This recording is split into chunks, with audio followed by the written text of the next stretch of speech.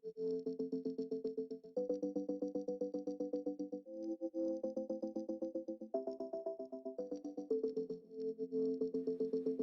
pandemi COVID-19 benar-benar membawa perbedaan ke dalam hidup kita. Muncul kebijakan-kebijakan berupa pembatasan kegiatan manusia, bahkan beberapa negara sempat melakukan lockdown. Kemudian terjadi juga berbagai krisis kesehatan, ekonomi, dan juga hambatan dalam pendidikan. Dampak yang paling terasa di bidang kesehatan adalah peningkatan pasien di rumah sakit sampai banyak rumah sakit yang kewalahan dan juga memakan banyak korban meninggal dunia. Bahkan tidak sedikit tenaga medis pun ikut menjadi korban. Di bidang ekonomi, pekerjaan semakin rentan karena banyak karyawan yang di PHK dan penghidupan pun semakin tidak pasti. Di bidang pendidikan, terpaksa harus dilaksanakan pendidikan jarak jauh, padahal tidak semua pihak siap untuk melakukannya. Adanya pembatasan kegiatan berkelompok ini mengakibatkan melemahnya kinerja ekonomi, baik itu produksi ataupun distribusi dalam negeri dan dengan luar negeri.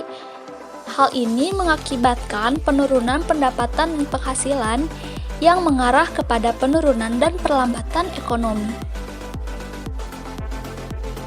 Berdasarkan data yang diambil dari Badan Pusat Statistik, pada tahun 2020 Indonesia mengalami penurunan ekonomi. Terutama bulan Agustus mencapai angka min 5,32%. Akan tetapi kita masih dalam upaya untuk menaikkan kembali angka tersebut sehingga tercatat pada bulan November menjadi min 3,49%. Lalu, sebagai masyarakat, bagaimanakah cara kita mengatasinya? Berikut ini adalah tips mengatasi masalah keuangan di masa pandemi.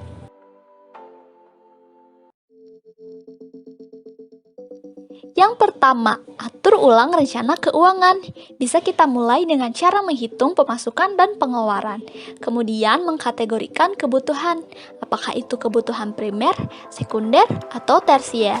Setelah itu, prioritaskan kebutuhan pokok dan pangkas pengeluaran-pengeluaran yang tidak penting.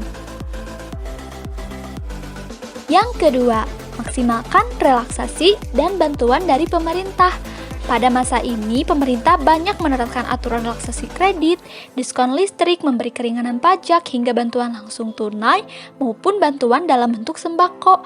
Hal ini harus dimanfaatkan dan dimaksimalkan sebisa mungkin digunakan untuk keperluan produktif. Yang ketiga, cari penghasilan tambahan. Kita bisa melihat peluang usaha yang cocok dan juga memilih usaha dengan modal yang ringan serta memungkinkan.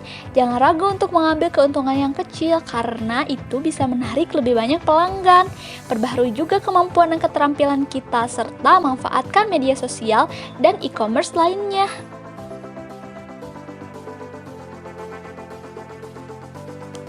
Kemudian yang terakhir dan paling penting adalah laksanakan 5M.